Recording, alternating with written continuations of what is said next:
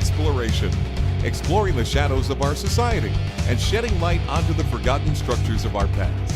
We break the norm and venture beyond the drawn trail into a lost world of debris and rubble. Take only pictures, leave only footprints. This is Urban Exploration. Hey, what's up guys? It's Trent. In this episode of Urban Explorer, we travel to the infamous Bermuda Inn off Sierra Highway in Lancaster, California. The Bermuda Inn first opened its doors in the 1960s under the watchful eye of Dr. Marshall Mercer. The inn was considered the first weight loss clinic of its type, with guests being able to indulge in resort-like activities. The Bermuda Inn was modeled after high-class European resorts, featuring multiple pools, a tanning salon, a beauty parlor, and even a 1.5-acre duck pond. During its heyday, clientele included Hollywood personalities such as Buddy Hackett and George Stevens. But as time went on, this beautiful facade began to crumble as stories of imprisonment and complete mistreatment of guests began to surface. The public began to take notice in 1975 when Academy Award-winning director George Stevens died while staying at the inn. The slew of unfavorable reports led to the ultimate downfall of the inn. The Bermuda Inn has been abandoned for over 2 decades now and rots away silently behind its once prestigious stone walls.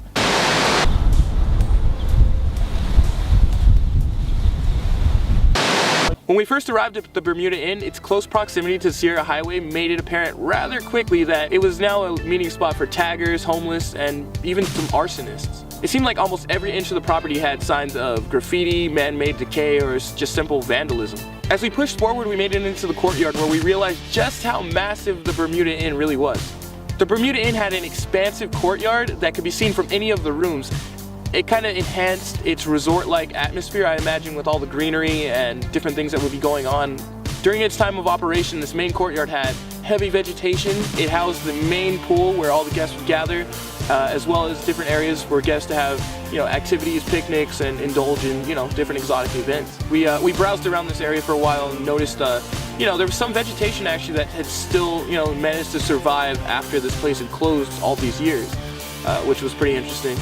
After exploring this main outdoor area for a while, we pushed forward into what was the indoor pool area. The indoor pool area had a jacuzzi as well as a meeting spot on the side, which was pretty interesting because it was pretty elaborate for that time period. Being built in the 1960s, having an indoor pool means, it's a high-class environment. The large expanse of the room around the pool suggested maybe they had some events going on here. Guests would gather, have some fun in between, weight loss events.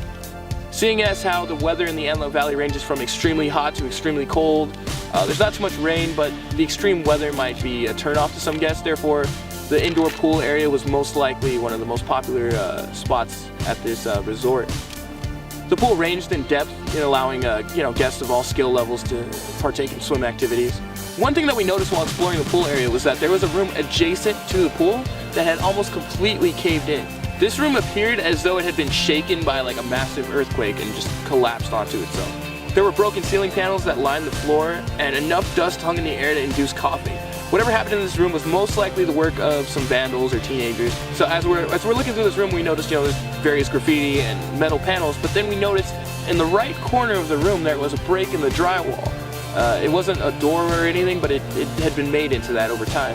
So we walked toward this opening in the door, and as we went through, we noticed that there was a completely different room, but this room had a fresh coat of paint on the walls, and it appeared that someone had taken the time to actually paint different designs onto the wall. I don't know for what purpose, but it was pretty interesting to see all this fresh paint. We spent some time looking around, and we noticed there were fresh objects, paint objects and rollers that had been, put neatly tucked away into the corner.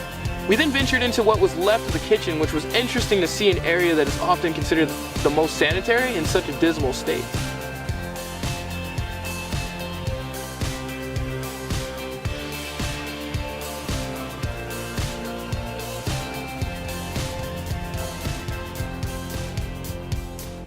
Afterward, we located the administrative office, where surprisingly enough, there were still a ton of administrative documents still lining the floors. Browsing through them, we noticed there was just documents, mail, all kinds of things. We found everything from various brochures to even food schedules. It was interesting to see the dates on these documents, as it suggested the time period that this place was mainly in operation. One of the letters that we found even discussed the 1980 presidential election in full detail, and I thought that was pretty interesting. The next room we headed into was the main activity area where the majority of the events probably took place. There was definitely enough room in this activity area for games, performances, and even, you know, casual get-togethers to take place. There's no doubt that this is probably where the majority of the memories were made at the Bermuda Inn, because there was remnants of a stage, luxury furnishing, chandeliers, different things like that lining the ground and just general area. If you were a guest at the Bermuda Inn, chances are you had some great dinner conversations or slow danced the night away in this expansive space. We then explored the many rooms of the Bermuda Inn and found that the original mattresses and furniture were still inside. It was almost as though this place was abandoned overnight. Many of the mattresses were still in somewhat good condition, which probably accounts for why the homeless were so drawn to the Bermuda Inn. With a little bit of rearranging, these rooms were definitely still habitable, as the drywall was maintained, the floors were still maintained, and the roof had not collapsed on many of the rooms yet. During its heyday, it's no doubt these rooms were considered luxury furnished.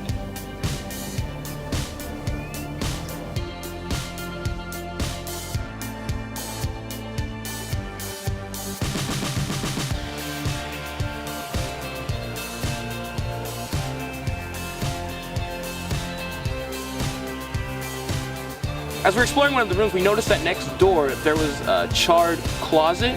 After exploring the charred closet, we noticed that it was probably kept for documents and different storage items.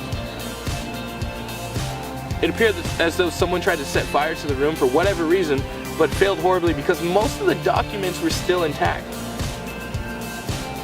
While examining the documents, I noticed that they were different from the ones that we found downstairs in the administrative office.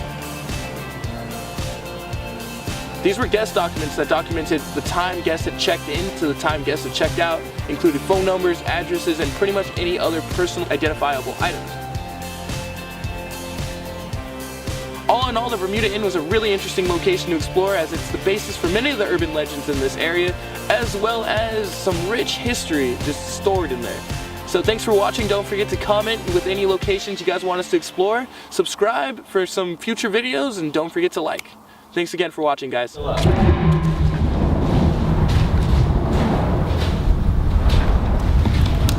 you can see,